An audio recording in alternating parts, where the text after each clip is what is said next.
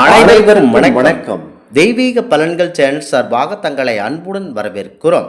இன்று நம் காணொளியில் காண விரும்புவது சுமார் 350 ஆண்டுகளாக கொடுக்கப்படும் திருச்செந்தூர் பன்னீர் இலை விபூதியின் சிறப்புகளை பற்றி இந்த காணொளியில் பார்க்கலாம். வாருங்கள் காணொளிக்கு செல்லலாம். மறக்காமல் ஒரு சப்ஸ்கிரைப் செய்யவும். இந்த பன்னீர் இலை விபூதியானது மக்களுக்கு நோய் மற்றும் துன்பங்களை விரைவாக தீர்க்கப்படுகிறது.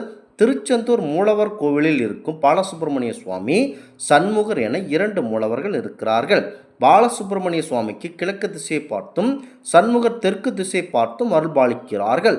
முருகப்பெருமானின் தலத்தில் பொதுவாக பிரசாதமாக வழங்கும் விபூதி மிகவும் மகத்துவமானது.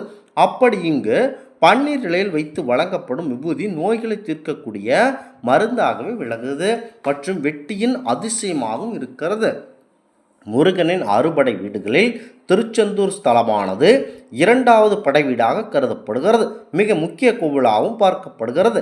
கடலோரத்தில் அமைந்திருக்கும் மிக பெரிய கோவிலாகவும் இருக்கிறது. குரு பகவானுக்குரிய ஆலயமாகவும் திகழ்கிறது. இங்கு நடைபெற்றக்கூடிய கந்தசஷ்டி விரத விழா நிகழ்வும் சூரசம்ஹார நிகழ்வும் முக்கியமானதாகவே இந்த ஆலயத்தில் கொண்டாடப்படுகிறது. கடல் மட்டத்தை விட கீழாக திருச்செந்தூர் சுவாமி கோவில் மூலவர் சன்னதி அமைந்திருப்பது மிகப்பெரிய சிறப்பு வாய்ந்ததாகும். இப்படி பல தனி சிறப்புகள் வாய்ந்த இந்த கோவிலில் மற்றொரு தனி சிறப்பாக விளங்குகிறது. இங்கு கொடுக்கப்படும் பன்னீர் இலை திருநீர் பிரசாதம் மிகவும் விசேஷமானது. இது சுமார் 350 ஆண்டுகளாக வழங்கப்படுகிறது என நிர்வாகம் அறிவிக்கப்பட்டு இருக்கிறது. இந்த கோவிலில் 350 ஆண்டுகளாக பன்னீர் இலை விபூதி இது மிக சிறப்பு வாய்ந்ததாகும். திருச்செந்தூர் பாலசுப்பிரமணிய சுவாமி கோவிலில் மார்பில் பூசிக்கொள்ள பக்தர்களுக்கு சந்தனத்துடன் பிரசாதமாக விபூதியை தருவார்கள். பன்னீர் இலையில் விபூதியை வைத்து தொடாமல் நம் கைகளில் போடுவார்கள். இது மிக தனித்துவம் வாய்ந்தது. முருகன் கோவிலில் பொதுவாக பிரசாதம் வழங்கும் விபூதி மிகவும் மகத்துவமானது. அப்படி இங்கு கொடுக்கப்படும் பன்னீர் இலையில் வைத்து வழங்கப்படும் விபூதி நோய்களை மற்றும் செல்வத்தை கொடுக்கக்கூடிய அருமருந்தாக விளங்குகிறது. முருகப்பெருமானுக்குரிய 12 கைகள் உள்ளன. அதேபோல் பன்னீர் மரத்தின் இலையில் 12 நரம்புகள் உள்ளன. பன்னீர் இலை என்பது மருவி பன்னீர் இலை என ஆனது. அதாவது பன்னீர் இலை என்பது மருவி பன்னீர் இலை என அழைக்கப்படுகிறது. பன்னீர் இலை பார்க்க முருகனின் வேல் போலவும் தென்படும். சுமார் 350 வருடங்களுக்கு முன்னர் திருச்செந்தூர் மேல் கோபுரத்தை திருவாடுதுறை ஆதீனம் நிர்மாணித்தார்.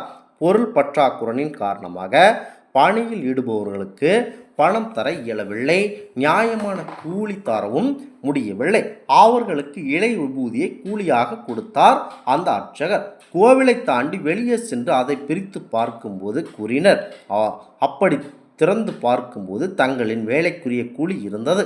அந்த விபூதியை பூசினால் களைப்பு நீங்குவதோடு கைகால் வலி வலிப்பு நீங்கும்.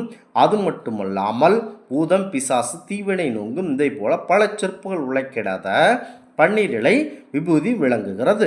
புராணங்களில் வரக்கூடிய விஸ்வாமித்திரர் மகர்ஷி இங்கு வந்து தரிசித்ததாகவும் அவர் இங்கு வழங்கப்பட்ட இலை விபூதி பிரசாதத்தை வாங்கி தரிசித்து கொண்டார் எனவும் கூறப்படுகிறது.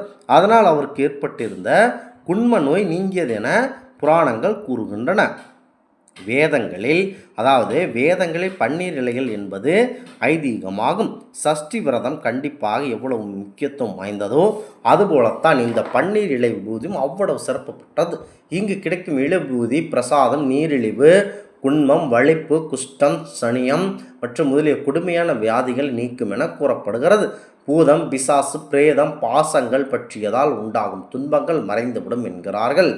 ஆதிசங்கரர் அருளிய சுப்பிரமணிய புஜங்கத்தில் உள்ள ஒரு ஸ்லோகத்தில் வேதங்களை பன்னீர் இலை என்பது ஐதீகம். முருகப்பெருமானியே தம்முடைய இலை பூதி பிரசாதமாக மகிமை எப்படி எடுத்துரைக்கிறார்.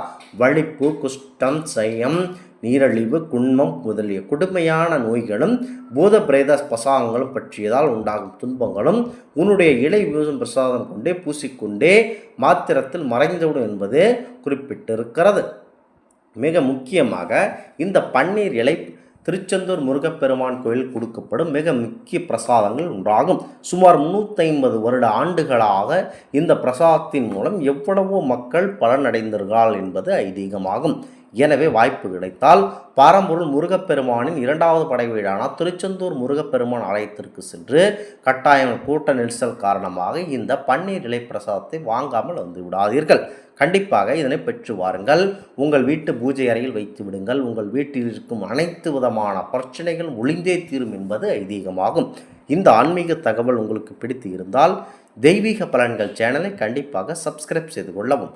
மீண்டும் ஒரு நல்லதொரு காணொளியில் உங்களை சந்திக்கிறோம். நன்றி, வணக்கம்.